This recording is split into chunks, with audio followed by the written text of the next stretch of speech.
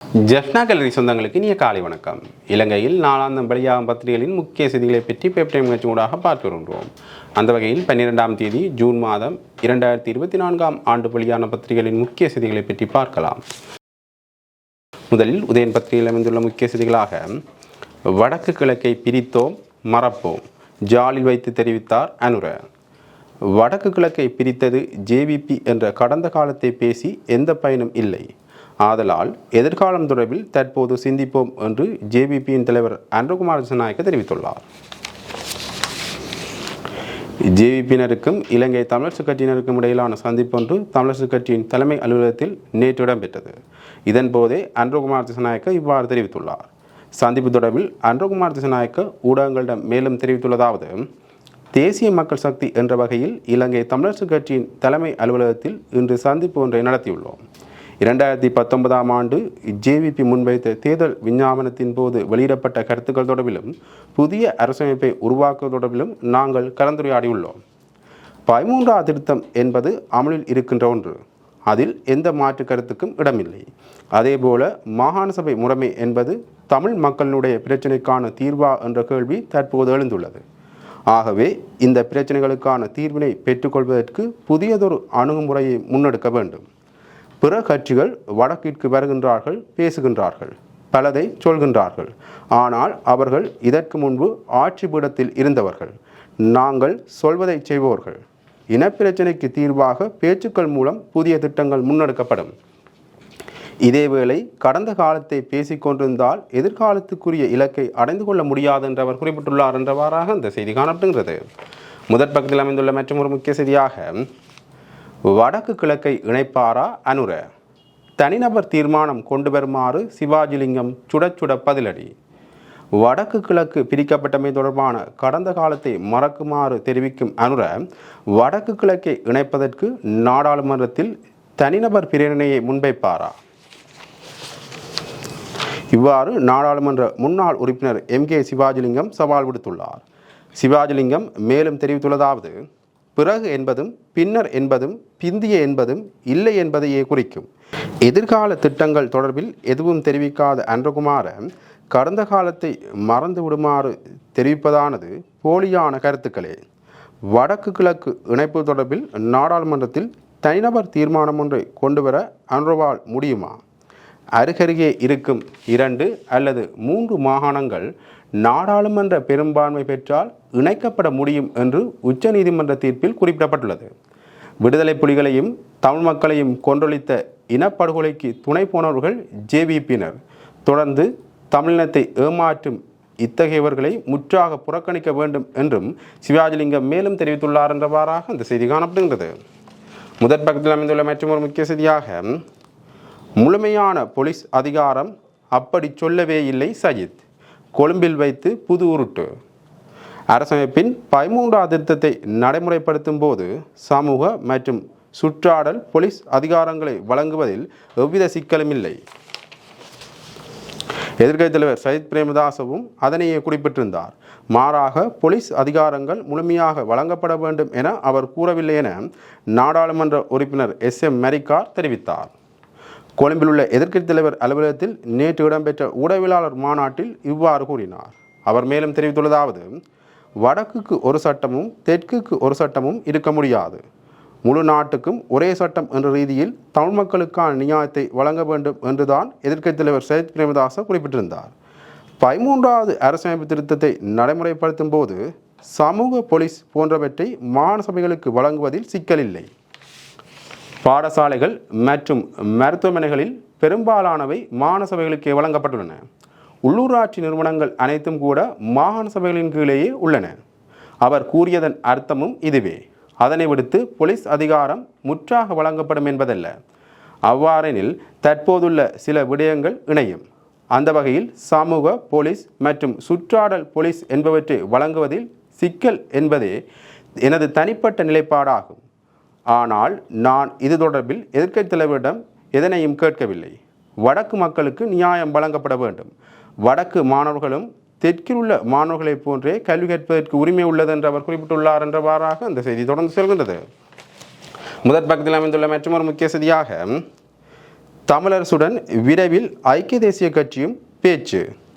ஜனாதிபதி தேர்தல் தொடர்பில் இலங்கை தமிழரசு கட்சியுடன் ஐக்கிய மக்கள் சக்தி, தேசிய மக்கள் சக்தி என்பன பேச்சு நடத்தியுள்ள நிலையில் விரைவில் ஐக்கிய தேசிய கட்சியும் பேச்சு நடத்த உள்ளது. ஜனாதிபதி தேர்தலில் ரணில் விக்ரமசிங்கவுக்கு சிறுபான்மை கட்சிகளின் ஆதரவை திரட்டும் பொறுப்பு அந்த கட்சியின் சிரேஷ்ட உறுப்பினர்களான ரவி கருணாநாயக்க, வஜிர அபேவர்த்தன உள்ளிட்டவர்களிடம் ஒப்படைக்கப்பட்டுள்ளது. எனவே அவர்கள் தலைமையிலான குழு ஒன்றே விரைவில் தமிழரசு கட்சியுடன் பேச்சு நடத்தும் என தெரிய வருகின்றது என்றவாறாக அந்த செய்தி காணப்படுகின்றது. முதற் பக்கத்தில் அமைந்துள்ள மற்றொரு முக்கிய செய்தியாக, வடமாகாணத்தில் 70% வாக்குகள் சஜித்துக்கே விழுமா, திஸ்ஸ அத்தநாயக்க நம்பிக்கை. வடக்கில் உள்ள மக்களில் 70% மேற்பட்டவர்களின் வாக்குகள் ஜனாதிபதி வேட்பாளர் சஜித்துக்கே கிடைக்கும் என்று ஐக்கிய மக்கள் சக்தியின் தேசிய அமைப்பாளர் திஸ்ஸ அத்தநாயக்க தெரிவித்துள்ளார். இது தொடர்பில் அவர் மேலும் தெரிவித்துள்ளதாவது,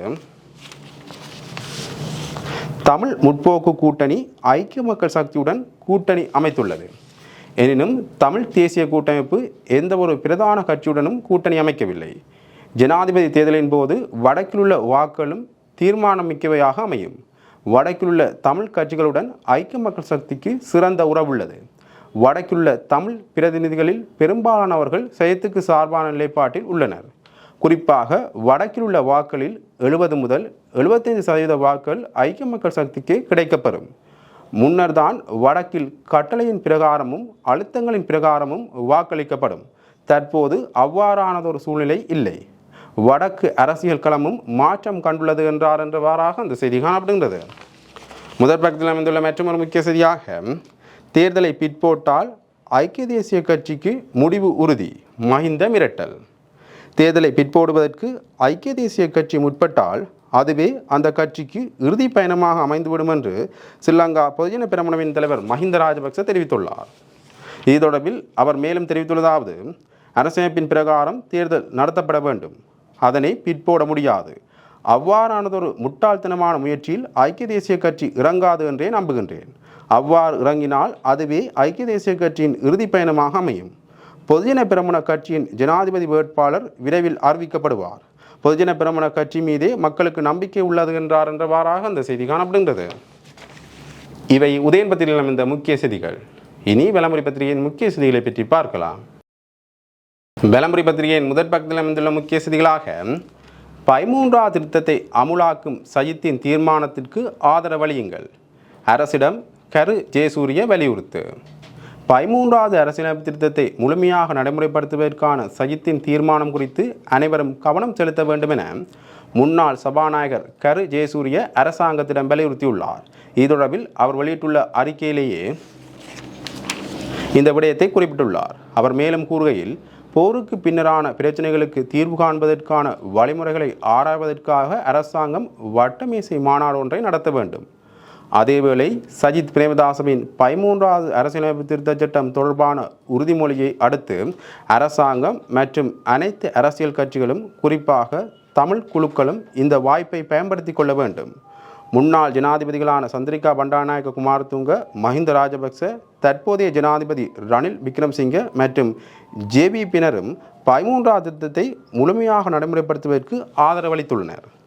எனவே இந்த திருத்தம் தொடர்பான ஐக்கிய மக்கள் சக்தியின் தலைவரது நிலைப்பாட்டை கட்டியெழுப்ப உறுதியான நடவடிக்கைகளை எடுக்குமாறு ஜனாதிபதி ரணில் விக்ரமசிங்கவையும் பாராளுமன்றத்தையும் வலியுறுத்துகின்றேன். மேலும் இந்த சந்தர்ப்பத்தை பயன்படுத்த தவறினால் மோசமான விளைவுகளை சந்திக்க நேரிடும் என அவர் சுட்டிக்காட்டியுள்ளார் என்றவாறாக இந்த செய்தி காணப்படுகின்றது. முதற் பக்கத்தில் அமைந்துள்ள மற்றொரு முக்கிய செய்தியாக, நாளை முதல் தபாலகங்கள் மூடப்படும். நாடு முழுவதும் உள்ள அனைத்து தபால் நிலையங்களும் நாளை 13ஆம் தேதி காலை முதல் மூடப்படும் என அறிவிக்கப்பட்டுள்ளது. இன்று நள்ளிரவு 12 மணி தொடக்கம் 13ஆம் தேதி நள்ளிரவு 12 மணி வரையான சுகையின விடுமுறை தொழிற்சங்க நடவடிக்கையில் ஈடுபட தீர்மானித்துள்ளதாக ஒன்றிணைந்த தபால் தொழிற்சங்க முன்னணி தெரிவித்துள்ளது. இதற்கமைய நாடு முழுவதும் உள்ள அனைத்து தபால் நிலையங்களும் எதிர்வரும் 13ஆம் தேதி காலை முதல் மூடப்படும் என அதன் அழைப்பாளர் சிந்தக பண்டார தெரிவித்துள்ளார். அஞ்சல் துறை தற்போது பெரும் நெருக்கடியை சந்தித்து வரும் நிலையில் சுமார் 2000 பணியாளர்கள் பற்றாக்குறை உள்ளதால் 4 ஆண்டுகளாக பதவி உயர்வு மற்றும் ஆட்சேர்ப்பு இடம்பெறவில்லை எனவும் சுட்டிக்காட்டப்பட்டுள்ளது என்றவாறாக அந்த செய்தி தொடர்ந்து செல்கின்றது. முதற் பக்கத்தில் அமைந்துள்ள மற்றொரு முக்கிய செய்தியாக IMFின் 3வது கடன் இன்று கலந்துரையாடல். சர்வதேச நாணயத்தின் 3வது கடன் தவணைக்கான கலந்துரையாடல் இன்று ஆரம்பமாக உள்ளது. இலங்கைக்கான 3ஆம் தவணை கடன் தொகையை வழங்குவது தொடர்பில் சர்வதேச நாணயத்தின் நிறைவேற்று சபை அங்கீகாரம் வழங்கியுள்ளது. இந்நிலையில் 3வது கடன் தவணைக்கான கலந்துரையாடலின் போது இலங்கையின் பொருளாதார கொள்கையில் மற்றும் பொருளாதார மறுசீரமைப்பு குறித்து கவனம் செலுத்தப்படும் என நிதி ராஜாங்க அமைச்சர் செகான் சேமசிங்க தெரிவித்துள்ளார். மேலும் வெற்றிகரமான மீளாய்விற்கு அனைத்து நாடுகளினதும் ஒத்துழைப்பினை எதிர்பார்ப்பதாகவும் அவர் குறிப்பிட்டுள்ளார் என்றவாறாக அந்த செய்தி தொடர்ந்து செல்கின்றது. முதற் பக்கத்தில் அமைந்துள்ள மற்றொரு முக்கிய செய்தியாக அதிகார பகிர்வு தொடர்பில் உங்கள் நிலைப்பாடு என்ன? ஆண்ட்ரோவிடம் கேட்ட சித்தார்த்தன் எம்பி. அதிகார பகிர்வு தொடர்பில் உங்கள் கட்சியின் நிலைப்பாடு என்ன என JVP தலைவர் ஆண்ட்ரோகுமார் திசாநாயக்கவிடம் சித்தார்த்தன் எம்பி கேள்வி எழுப்பியுள்ளார். பாராளுமன்ற உறுப்பினரான ஆண்ட்ரோகுமார் திசாநாயக்கவுக்கும் புலட் தலைவரும் பாராளுமன்ற உறுப்பினருமான தர்மலிங்கம் சித்தார்த்தனுக்கும் இடையிலான சந்திப்பு நேற்று கந்தரோடையில் நடைபெற்றது. இச்சந்திப்பில் தேசிய மக்கள் சக்தியின் தேசிய நிறைவேற்று பேரவை உறுப்பினர் பிமல் ரத்நாயக்க, தேசிய மக்கள் சக்தியின் மத்திய செயற்குழுவின் உறுப்பினரும் ஜாழ் மாவட்ட பிரதான அமைப்பாளருமான ராமலிங்கம் சந்திரசேகர் மற்றும் புலட் அமைப்பின் மத்திய குழு உறுப்பினர் கௌதமன் ஆகியோரும் கலந்து கொண்டிருந்தார்கள். 1.5 மணி நேரத்துக்கு மேலாக நடைபெற்ற இச்சந்திப்பின் போது தமிழ் மக்களின் அரசியல் தீர்வு தொடர்பாக, அதாவது அதிகார பரவலாக்கம் தொடர்பாக தங்களது கட்சி எடுத்துள்ள நிலைப்பாடு என்ன என்பது இதுவரை தெளிவுபடுத்தப்படவில்லை.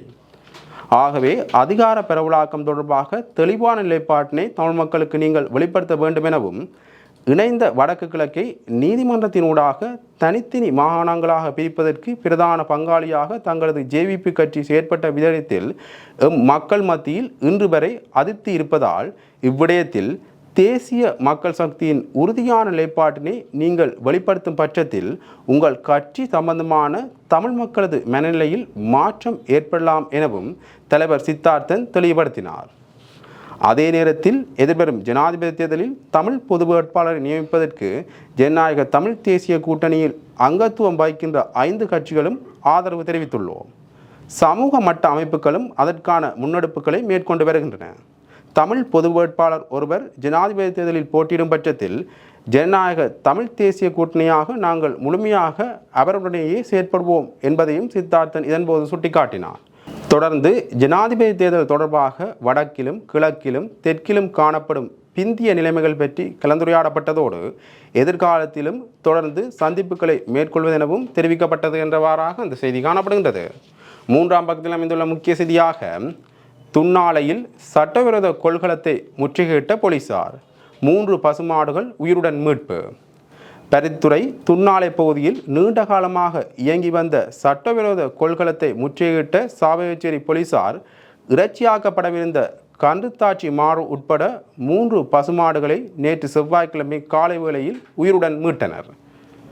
சாவகச்சேரி போலீஸ் பிரிவுக்குட்பட்ட மட்டுவில் பிரதேசத்தில் அண்மையில் வளர்ப்பு மாடுகள் திருடப்பட்டதாக போலீசாருக்கு கிடைத்த முறைப்பாட்டின் அடிப்படையில் நீண்ட தேடுதலுக்கு மத்தியில் போலீசார் மேற்படி சட்டவிரோத கொள்கலத்தை கண்டுபிடித்துள்ளனர் என்றவாறாக அந்த செய்தி தொடர்ந்து செல்கின்றது. இவை வலமுறை பத்திரிகையில் அமைந்த முக்கிய செய்திகள். இனி தினக்குள் பத்திரிகையின் முக்கிய செய்திகளை பற்றி பார்க்கலாம். தினக்குள் பத்திரிகையின் முதற் பக்கத்தில் அமைந்துள்ள முக்கிய செய்திகளாக மதுரை ஆதீனத்தில் தனிநாட்டு கோரிக்கை வரவேற்கத்தக்கது. அரச அடாவடிகளுக்கு தமிழீழம்தான் முடிவு என்றால் அதை தடுக்க முடியாது. மதுரை ஆதீனம் வலியுறுத்துகின்ற தனிநாட்டு கோரிக்கையை வரவேற்பதாக தெரிவித்துள்ள வடமாகாண சபையின் முன்னாள் உறுப்பினர் MK சிவாஜிலிங்கம், சிங்கள பௌத்த தலைமைகள் வெறியாட்டம் ஆடிக்கொண்டிருப்பதற்கான பதிலடி இறுதியிலேயே தமிழீழம்தான் என்றால் அதை எவராலும் தடுக்க முடியாது என்றும் கூறியுள்ளார். ஜாழ் ஊடக அமையத்தில் நேற்று செவ்வாய்க்கிழமை செய்தியாளர் சந்திப்பினை நடத்திய அவரிடம் இலங்கை தமிழர்களுக்கு தனிநாடு அமைத்து கொடுக்கப்பட வேண்டும் என்ற கருத்தினை மதுரை ஆதீனம் வெளியிட்டுள்ளது. இந்த கருத்தினை நீங்கள் எவ்வாறு பார்க்கின்றீர்கள் என அங்கிருந்த ஊடகவியலாளர்களால் கேட்கப்பட்ட கேள்விகளுக்கு பதிலளிக்கும் போதே அவர் மேற்கண்டவாறு தெரிவித்தார். இவ்விடயம் தொடர்பில் அவர் மேலும் தெரிவிக்கையில், அது மிகவும் நல்ல ஒரு கருத்து. ஏனென்றால் நாங்கள் இலங்கைக்குள் ஒரு தீர்வினை எதிர்பார்க்க முடியாது என்றால் ஆதீனம் அதை வலியுறுத்தட்டும். இந்தியாவிற்கும் பூகோள நலந்தார்ந்த அரசியலில் ஒரு தேவை வருகின்றது என்றால் இந்தியா உள்ளிட்ட 4 நாடுகள் சேர்ந்த குவாட் அமைப்பு, அதாவது ஆஸ்திரேலியா, அமெரிக்கா, ஜப்பான் மற்றும் இந்தியா உட்பட 4 நாடுகள் சேர்ந்து பொதுமக்கள் வாக்கெடுப்பை நடத்தினால் அந்த வாக்கெடுப்பு எங்கே சென்று முடியும் என்பது எல்லோருக்கும் தெரியும். இந்த வாக்கெடுப்பில் புலம்பெயர்ந்த தமிழர்களுக்கும் அந்தந்த நாடுகள் இதற்கு வாக்களித்தால் அந்த தேர்தலில் முடிவுகள் எவ்வாறு அமையும் என்பது சகலருக்கும் தெரியும். ஆகவே இன்று இலங்கையின் சிங்கள பௌத்த தலைமைகள் வெறியாட்டம் ஆடிக்கொண்டிருப்பதற்கான பதிலடி இறுதியிலே தமிழீழம் தான் என்றால் அதை எவராலும் தடுக்க முடியாது என்றார் என்றவாறாக இந்த செய்தி காணப்படுகின்றது. முதற் பக்கத்தில் அமைந்துள்ள மற்றொரு முக்கிய செய்தியாக, இன பிரச்சினைக்கு தீர்வு அவசியம், தமிழருக்கு 13 தீர்வாக இராது, தேசிய மக்கள் சக்தி ஏற்றுக்கொண்டுள்ளது என்கிறார் சுமந்திரன். 13ஆம் திருத்தச் சட்டத்தில் உள்ள மாகாண சபை முறைமை தமிழ் தேசிய இனப்பிரச்சினைக்கான தீர்வாக அமையாது என்பதை தேசிய மக்கள் சக்தி ஏற்றுக்கொண்டுள்ளது எனவும், தேசிய மக்கள் சக்தியின் தேர்தல் அறிக்கை வெளியான பின்னரே தமிழரசுக் கட்சி இறுதியான முடிவு எடுக்கும் எனவும் இலங்கை தமிழரசுக் கட்சியின் பாராளுமன்ற உறுப்பினர் எம்.ஏ. சுமந்திரன் தெரிவித்துள்ளார். தேசிய மக்கள் சக்தியின் ஜனாதிபதி வேட்பாளரான அனுரகுமார் திசாநாயக்க தலைமையிலான குழுவினருக்கும் இலங்கை தமிழரசுக் கட்சியின் தலைவரும் முன்னாள் பாராளுமன்ற உறுப்பினருமான மாவை சேனாதிராஜா, கட்சியின் பாராளுமன்ற உறுப்பினர் சுமந்திரன், கட்சியின் சிரேஷ்ட உறுப்பினர்களான சி.வி.கே. சிவஞானம், எஸ். குலநாயகம் ஆகியோருக்கும் இடையிலான சந்திப்பு நேற்று செவ்வாய்க்கிழமை நண்பகல் இலங்கை தமிழரசுக் கட்சியின் ஜாழ் அலுவலகத்தில் இடம்பெற்றது. இந்த சந்திப்பு தொடர்பிலே ஊடகங்களுக்கு கருத்து தெரிவிக்கையிலேயே சுமந்திரன் இவ்வாறு தெரிவித்தார். அவர் மேலும் தெரிவிக்கையில், முன்னேற்றகரமான பேச்சுவார்த்தை எல்லா பிரச்சனைகளுக்கும் தீர்வை கண்டுவிடவில்லை. ஆரம்ப கலந்துரையாடல் என்ற வகையில் ஒருவரை ஒருவர் புரிந்து கொள்ளும் வகையிலான கலந்துரையாடல் இடம்பெறுகின்றது. நம்பிக்கை தருகின்ற பேச்சுவார்த்தையாக இடதுசாரி இயக்கம் என்ற வகையில் அவர்களுடன் எங்களுக்கு இணங்கி செல்லக்கூடிய பல விடயங்கள் இருக்கின்றன. குறிப்பாக ஊழல் ஒழிப்பு, மக்கள் மத்தியில் சம உரிமை என்ற பல விடயங்கள், பொருளாதார சமத்துவம் போன்ற பல விடயங்களில் நேரடியாகவே இணங்கக்கூடியதாக இருந்தது. தமிழ் தேசிய பிரச்சினைக்கான தீர்வு என்ற விடயத்தில் பல ஏற்றத்தாழ்வுகள், பழைய சரித்திரங்கள் இருந்தாலும் கூட அவர் கூறியது போன்று தற்போது இருக்கின்ற மாகாண சபை முறைமையை அப்படியே ஏற்றுக்கொள்வதாகவும் அதனை நடைமுறைப்படுத்துவதாகவும் மாகாண சபை தேர்தல் நடத்தப்பட வேண்டும் என்றும் தெரிவித்துள்ளார் என்று சுமந்திரன் குறிப்பிட்டுள்ளார் என்றவாறாக அந்த செய்தி தொடர்ந்து செல்கின்றது. முதற் பக்கத்தில் அமைந்துள்ள மற்றொரு முக்கிய செய்தியாக, சர்வஜன வாக்கெடுப்பு இல்லாது ரணிலுக்கு இன்னொரு வருடம், பாராளுமன்றின் ஆயுளை நீடிக்கவும் முயற்சி. ஜனாதிபதி தேர்தல் திட்டமிட்டபடி நடத்தப்படும் என்று கூறப்பட்ட போதிலும் அரசமைப்பில் உள்ள விதிகளை பயன்படுத்தி சர்வஜன வாக்கெடுப்பு இல்லாது ஜனாதிபதியின் பதவிக்காலம் மற்றும் பாராளுமன்றத்தின் ஆயுள் காலத்தை நீடிக்க அரசாங்கம் முயற்சிக்கும் என்ற ஊகங்கள் அரசியல் வட்டாரங்களில் பரவி வருகின்றன. சர்வஜன வாக்கெடுப்பு மூலம் மக்களின் ஒப்புதலுடன் ஜனாதிபதி மற்றும் பாராளுமன்ற தேர்தல்களை 2 ஆண்டுகளுக்கு ஒத்திவைக்க வேண்டும் என ஐக்கிய தேசிய கட்சியின் பொதுச் செயலாளர் பாலித ரங்கே பண்டார சமீபத்தில் தெரிவித்திருந்தமை குறிப்பிடத்தக்கது என்றவாறாக அந்த செய்தி தொடர்ந்து செல்கின்றது. முதற் பக்கத்தில் அமைந்துள்ள மற்றொரு முக்கிய செய்தியாக, பொது வேட்பாளர் இல்லையேல் நான் வேட்பாளர், தமிழ் பொது வேட்பாளரை நிறுத்துவதில் சிக்கல் ஏற்பட்டால் ஜனாதிபதி தேர்தலில் தான் சுயேட்சையாக போட்டியிடுவேன் என வடமாகாண சபையின் முன்னாள் உறுப்பினர் எம்.கே. சிவாஜிலிங்கம் தெரிவித்துள்ளார். ஜாழ் ஊடகமயத்தில் நேற்று செவ்வாய்க்கிழமை இடம்பெற்ற ஊடக சந்திப்பின் போதே அவர் இவ்வாறு தெரிவித்தார். தமிழ் பொது வேட்பாளரை நிறுத்துவது தொடர்பில் முயற்சிகள் முன்னெடுக்கப்பட்டு வருகின்றது. இம்முறை மக்கள் மத்தியிலும் பொது வேட்பாளர் விடயம் பெரிதும் பேசப்படுகின்றது. எனவே இம்முறை ஜனாதிபதி தேர்தலில் பொது வேட்பாளர் ஒருவர் முன்னிறுத்தப்படுவார். அதில் ஏதேனும் சிக்கல்கள் ஏற்பட்டால் நான் சுயேட்சையாக போட்டியிடுவேன். அதேவேளை யாழ்ப்பாணத்தில் கடந்த ஞாயிற்றுக்கிழமை இடம்பெற்ற மக்கள் மன்றம் நிகழ்வில் சிவில் சமூகத்திற்கு மக்கள் ஆணை இல்லை என பாராளுமன்ற உறுப்பினர் சுமந்திரன் தெரிவித்துள்ளார். அது தவறானது. மக்கள் தங்கள் பிரதிநிதியாகவே பாராளுமன்ற உறுப்பினர்களை தெரிவு செய்துள்ளனர். ஆனாலும் மக்கள் தமக்கானதை தாமே தெரிவு செய்வார்கள். அவ்வாறு மக்களால் உருவானதே சிவில் சமூகம். அவர்களும் தமக்கு என்ன தேவை என்பதனை தீர்மானிக்க சொல்ல முடியும் எனவும் சிவாஜிலிங்கம் தெரிவித்துள்ளார் என்றவாறாக அந்த செய்தி காணப்படுகின்றது. இவை தினக்கொள் இந்த முக்கிய செய்திகள். இன்று வெளியான பத்திரிகைகளின் முக்கிய செய்திகளை பற்றி பார்த்தோம். தொடர்ந்தும் பத்திரிகை செய்திகளை அறிந்து கொள்ள பேப்பர் டைம் நிகழ்ச்சியோடு இணைந்திருங்கள். நன்றி, வணக்கம்.